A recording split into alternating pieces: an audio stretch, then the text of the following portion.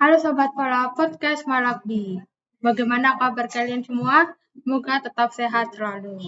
Kembali lagi bersama saya Agnes sebagai pembawa acara dan Kak Vina sebagai narasumber. Halo Sobat Pola. Untuk kali ini, podcast episode sebelumnya yaitu telah dijelaskan oleh Kak Vina mengenai gambaran umum ya tentang pembiayaan UMI. Nah, untuk episode kali ini akan kita kulik lebih dalam nih. Sudah siap Kak? Siap dong. Nah, oke. Nah, untuk selanjutnya nih ya, sebelumnya itu kan pernah disebutkan kalau ada usaha ultramikro itu tadi. Itu seperti apa sih Kak bentuknya dan karakteristiknya? Bisa dijelaskan? Nah ya, siapa tahu Sobat-Sobat Pola juga tanya-tanya nih, kenapa yang paling dasar malah belum dijelasin gitu ya. Usaha ultramikro itu apa sih gitu kan. Jadi ada beberapa kriteria atau ciri-cirinya yang tentunya para Sobat Pola juga Kak Agnes juga paling sudah tahu ya. Yang pertama itu biasanya usaha ultramikro itu dijalankan oleh individu dan tidak banyak memiliki tenaga kerja. Kemudian biasanya mereka belum memiliki legalitas usaha seperti NIB atau NPWP usahanya. Dan biasanya juga belum memiliki sertifikasi produk seperti BPOM atau sertifikat halal. Selain itu, biasanya juga produk-produk yang dijual oleh usaha ultramikro itu berubah-ubah. Biasanya usaha ultramikro itu para penjual buah contohnya. Misalnya mereka jual buah rambutan ya di musim rambutan, jual durian di musim durian gitu kan. Terus biasanya tempat menjualnya itu berpindah-pindah juga. Kadang di tempat pasar, kadang di mana gitu kan. Kadang di pinggir jalan juga kan Kak Agnes sering lihat kan. Ya. Nah, terus selain itu usaha-usaha ultramikro ini memiliki biasanya belum paham gitu Kak, bagaimana mengelola keuangan usahanya.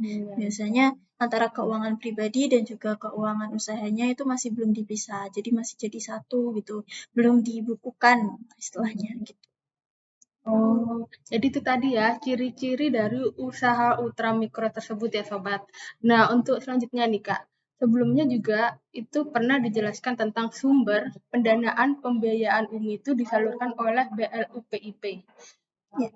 Betul ya Kak? Iya betul BLUPIP ya. BLUPIP. Nah, itu maksudnya seperti apa sih Kak? Bisa dijelaskan lebih lanjut lagi? Iya, gini, BLUPIP itu BLU Pusat Investasi Pemerintah. Nah, perannya itu dalam penyaluran pembiayaan ultramikro, dia menjadi koordinator dana dengan tugas menghimpun dan juga menyalurkan pembiayaan ultramikro kepada debitur melalui lembaga keuangan bukan bank. Nah, teman-teman yang kemarin sudah lihat mungkin episode 1 pasti udah oh iya ya gitu. Nah, betul. Terus apalagi ya?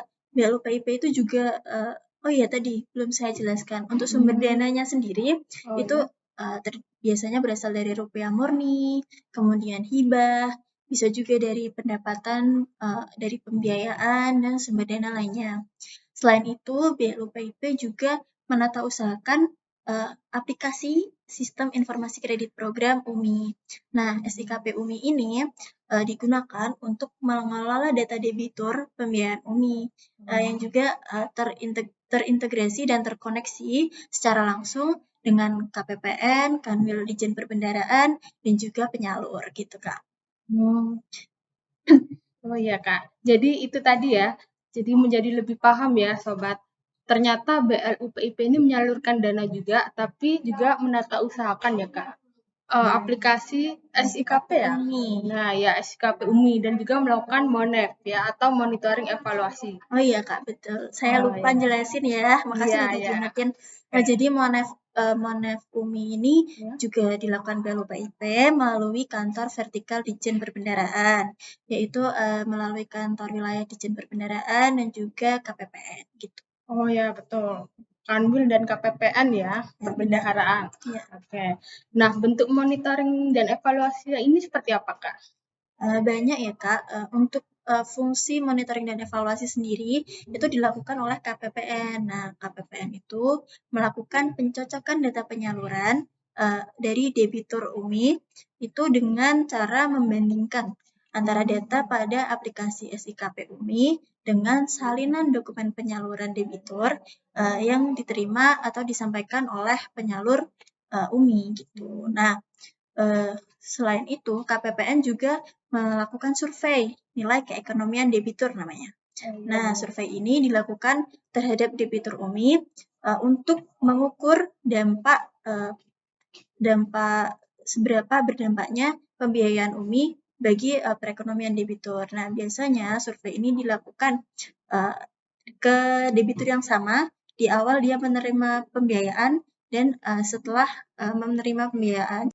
Jadi diukur gitu Kak progresnya. Nah, untuk Kanwil Dijen Perbendaharaan sendiri itu melakukan fungsi supervisi, di mana bentuknya itu bisa berupa pembinaan kepada KPPN, pendampingan ketika survei, kemudian koordinasi dengan pihak-pihak lain seperti penyalur gitu. Terus rencananya seperti yang udah saya sebutkan di episode 1 yang lalu, kode keras nih untuk teman-teman buat nonton. Ya, betul. Ya. Nah, jadi di survei juga akan dilakukan oleh Kanwil Dijen Perbendaharaan. Nah, Kanwil DJPB ini akan melakukan survei responden pembanding di mana yang disurvei itu debitur yang bukan mengambil UMI gitu Kak. Nah, jadi biar dibandingkan nih gimana seberapa berdampaknya sih UMI gitu. Oh ya, jadi seperti itu ya Kak ya. Nah, untuk menanggapi cuaca akhir-akhir ini Kak, khususnya di Sulawesi Barat, itu kan di Kabupaten Mamuju beberapa waktu yang lalu ada kejadian banjir, ya bencana banjir ya Kak. Itu dampak ke proses monitoring evaluasinya seperti apa Kak? Iya, sebelumnya saya dan juga Kak Agnes turut prihatin atas kejadian yang terjadi akhir-akhir ini. Jadi Kanwil Dijen Perbendaharaan itu punya suatu tugas, yaitu melakukan penetapan jumlah target sampel dari debitur UMI yang harus disurvei oleh KPPN. Kebetulan untuk Provinsi Sulbar sendiri itu sudah minimum itu 10 sampel aja Kak, karena cuma ada 2 KPPN, karena KPPN Mamuju dan KPPN Majene. Nah, kemarin sih dari KPPN Mamuju itu nyampein ke saya, ini kayaknya kurang bisa ada hambatan nih, karena beberapa debitur yang harus disurvei sayangnya terkena dampak banjir gitu Kak. Ya, jadi solusi dari kami yaitu Kanwil Dijen Perbendaharaan adalah agar dipastikan lagi nih ada nggak cara atau cari debitur lain yang bisa disurvei, karena survei kekurangan data survei juga akan berdampak pada laporan yang akan disusun nantinya gitu. Oh ya, itu tadi ya sekilas informasi yang menarik terkait UMI dan proses pembiayaannya Kak ya. Nah untuk topik selanjutnya nih Kak, terkait akhir-akhir ini juga itu digaungkan tentang pemberdayaan UMKM nih Kak. Itu seperti apa sih Kak maksudnya? Nah, betul sekali Kak Agnes. Kak Agnes udah denger juga nih kayaknya pemberdayaan UMKM. Ya, udah sampai sini nih. Iya, karena banyak banget ya. Di Sulbar juga udah banyak bazar-bazar, expo-expo kan. Iya. Jadi Kanwil Dijen Perbendaharaan sendiri itu mendapatkan tugas dari kantor pusat, yaitu untuk ikut andil dalam mendorong pemberdayaan UMKM.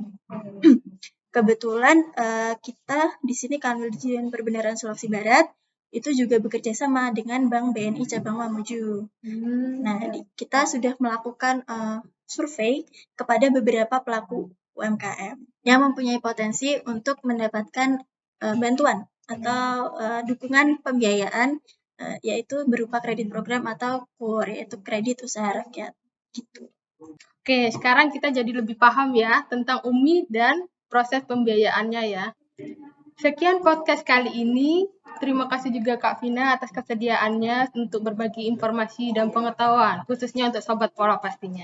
Dan juga terima kasih untuk Sobat Pola yang telah mengikuti sampai akhir. Jangan lupa untuk tonton terus episode selanjutnya. Dan jangan lupa untuk subscribe, like, dan komen. Nah, sampai jumpa ya. Sampai jumpa.